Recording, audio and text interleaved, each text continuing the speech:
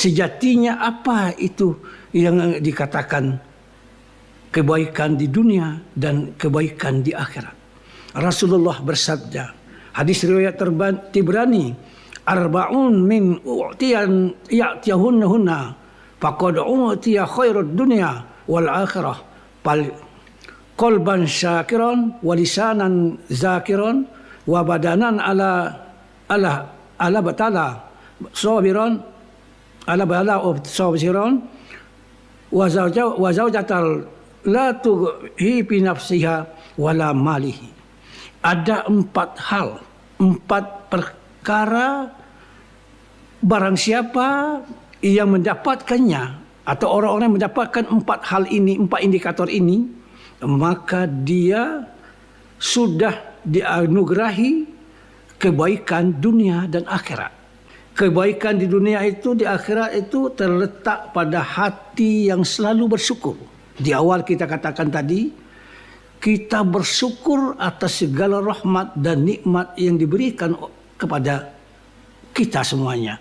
Kemudian hati yang selalu bersyukur itu hati yang senang melihat orang lain bila dia senang, dan susah kalau melihat orang lain juga ikut susah. Jadi merasakan bagaimana orang lain, begitu dia. Itu termasuk hati yang bersyukur. Kemudian hati yang bersyukur ini hati yang tahu cara bersyukur pada Allah, kami katakan tadi, dan serta berterima kasih kepada orang yang berjasa kepada dirinya. Kemudian hatinya yang lapang menerima kebaikan dan kebenaran. Yang kedua, orang yang mendapat kebaikan di dunia dan akhirat adalah orang yang lisannya, lidahnya selalu berzikir, menyebut nama Allah. Di waktu lapang, di waktu sendirian, atau di waktu orang banyak. Walaupun dia waktu sempit, dia selalu ingat kepada Allah bahwa dia sadar bahwa Allah itu maha mendengar, maha melihat, maha mengetahui apa-apa yang kita ucapkan.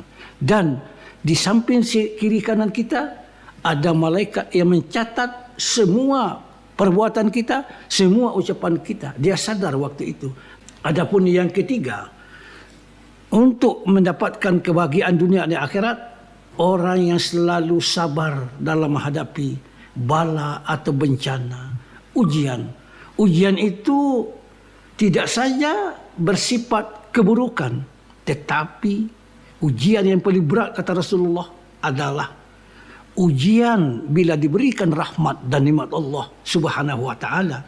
Kita diuji, misalnya kita mendapatkan jabatan, mendapatkan rezeki, anak kita, keluarga kita yang baik, itu cubaan dari Allah Subhanahu wa taala. Adapun yang keempat yang menjadikan orang itu bahagia di dunia dan akhirat, yaitu istrinya yang solehah, istrinya yang taat beribadah kepada Allah, patuh dan taat kepada suaminya.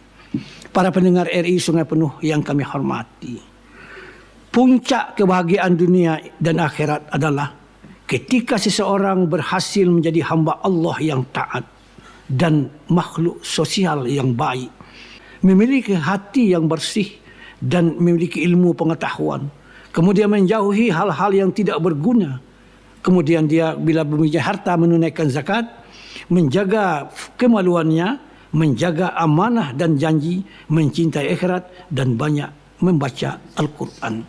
Para pendengar RI Sungai Penuh yang kami hormati, Imam Ghazali membagi hidup kita ini kepada 4 tipe manusia.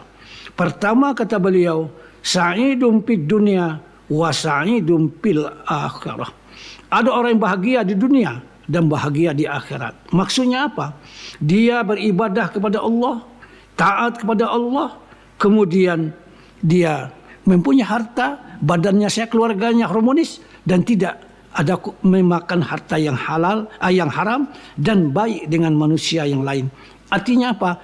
Ibadahnya taat, kemudian dengan seluruh makhluk dia baik, maka dia bahagia di dunia dan bahagia di akhirat.